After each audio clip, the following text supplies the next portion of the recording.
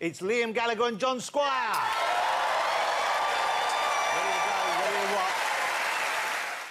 If you're wondering what a Manchester goose looks like, take a look at this clip and see if you can spot the Manchester goose among the other birds.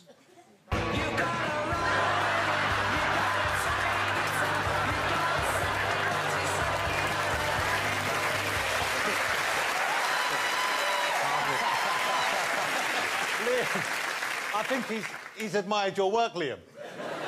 Not having it, man. He's got Southern written all over it, that one. OK, we've got a packed show, so let's get my first guest out. Will you go crazy, please, for Rob Beckett, John Squire and Liam Gallagher?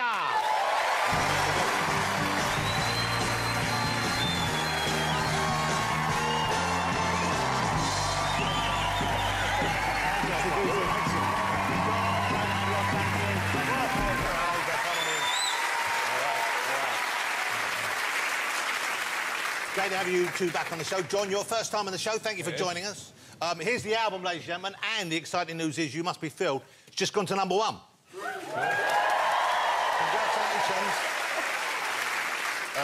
So how did it come about? How did you two start working together? What was the kind of the beginning of this partnership? Done Nebworth. John come down to play on one of the tunes at the end, and so in the rehearsals leading up to it, I hadn't seen him for ages. So I said, "What have you been up to?" And he went, "I've been writing some tunes." So he was singing him, and he went, "Well, you are." Wow. And I was going to have a year off and that, you know what I mean? So, it's his fault. So you'd been writing with his voice in mind? Not until Nebworth rehearsal. So who was your first choice? So how do you write then? You was looking out for a girl, weren't you? Yeah. Ended up with this sort. I need new management. And were you always on the same page? Like, did you have something in mind from Liam, and did he always sort of like, did it always gel? I don't know, man. What do you mean? Well... This way you're going to have a pop now, aren't you? No! No. Go on. Just relax. Just relax. I'm not your brother, all right?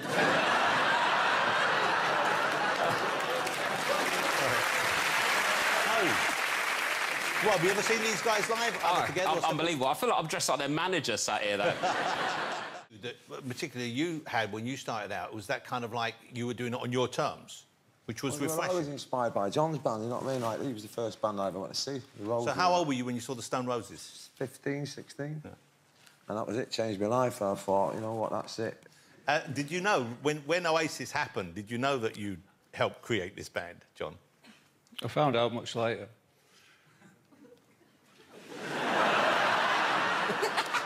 Obviously meant quite a lot to you. So, John, you live now... Is it you live on a farm, or you have a farm? Is that right? I live on one, yeah. OK. Is it a working farm? Do you actually do farming on it, or is it just you've got the space of a farm? No, there's some sheep there, but I'm hands off. You've got to be 2 hands on the sheep.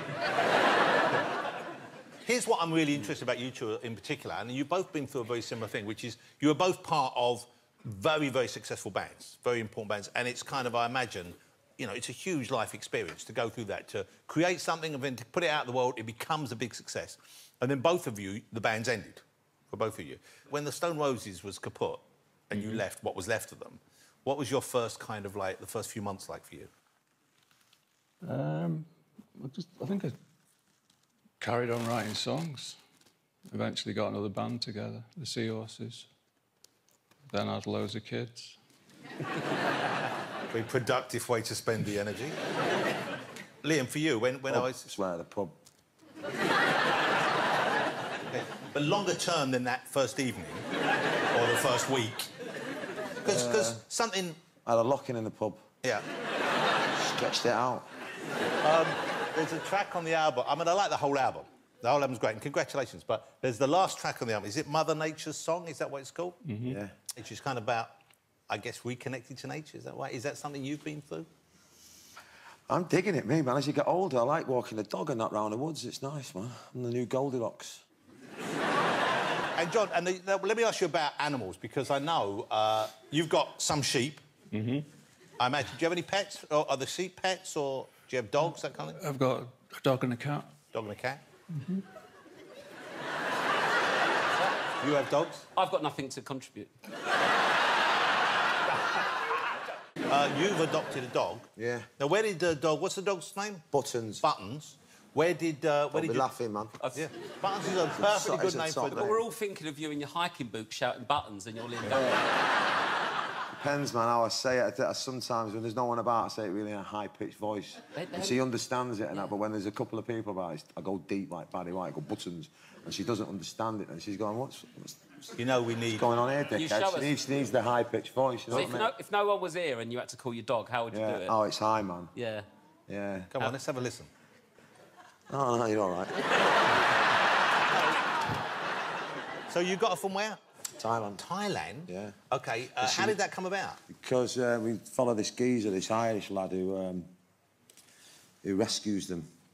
And they've been all battered and stuff and beat up and that. So we fell in love with Buttons, and then he flew her over from Thailand and then got her on a ferry from Amsterdam, and she's mega. That is a well-travelled dog. Yeah, man. OK, there's a short film, which I believe that gentleman put together, of Buttons making it over. And look at this, she's a very sweet girl. She's amazing.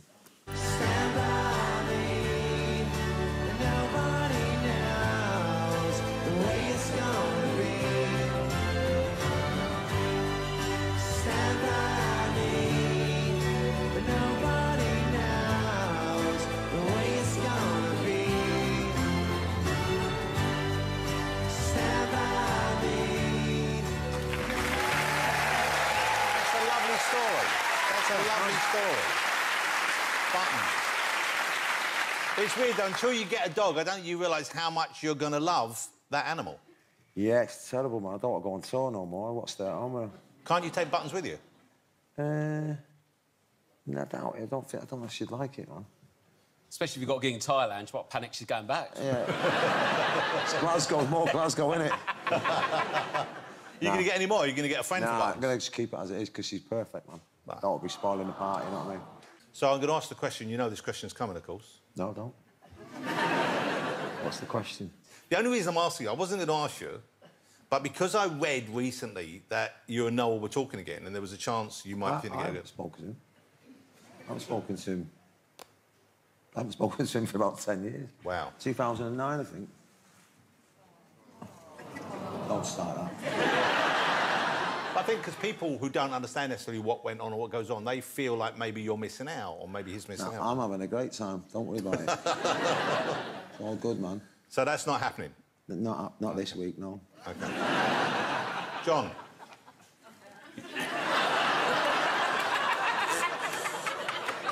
John? John?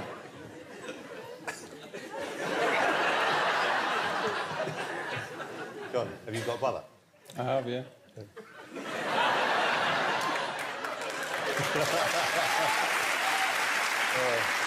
But have you ever worked with any of your family?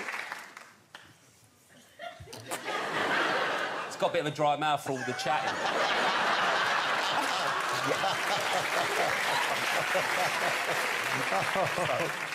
Am I back on next week? That's right. Next week, you're hosting.